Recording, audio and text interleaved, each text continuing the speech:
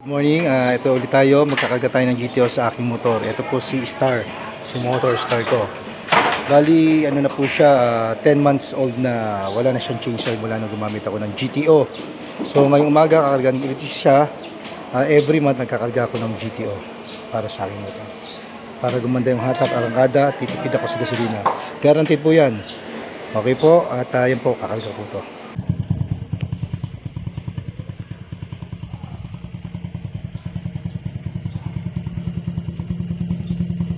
Tunog niya ngayon, dati para po lata yan, pero ngayon maganda na po yung tunog niya, lalo na pag nakargaan ko siya ngayon. Nakargaan ko siya every month, isang buo or kalahati ang ikakarga na lang after 1,000 kilometers.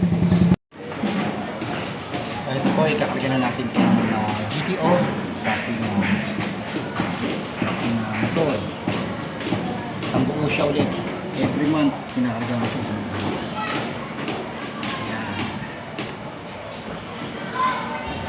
Yan na po kasimple. Hindi mo na kailangan pumunta sa mekaniko. Actually, yung langis ko is napakaganda na.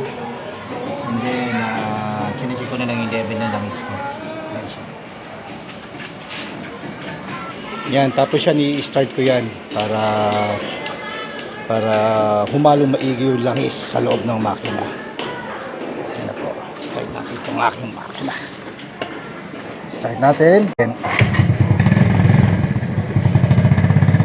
Ayan lang po natin humalong maigi yung langis. Ayan. 3 to 5 minutes para humalong maigi yung yung langis sa loob ng makina.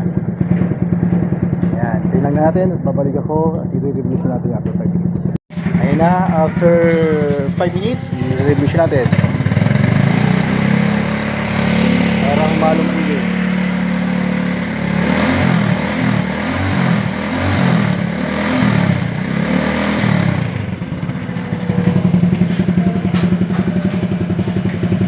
Siya. Okay na. Ready to go. Yan ang aking motor. Panalo. GTO. Salamat, Depedex. Peace. Sa mga gusto gumamit ng GTO, tawag lang po kayo. Kuya Richie. Mabuhay. Safeguard tayo lagi. Bago umalis sa bahay, mag-pray.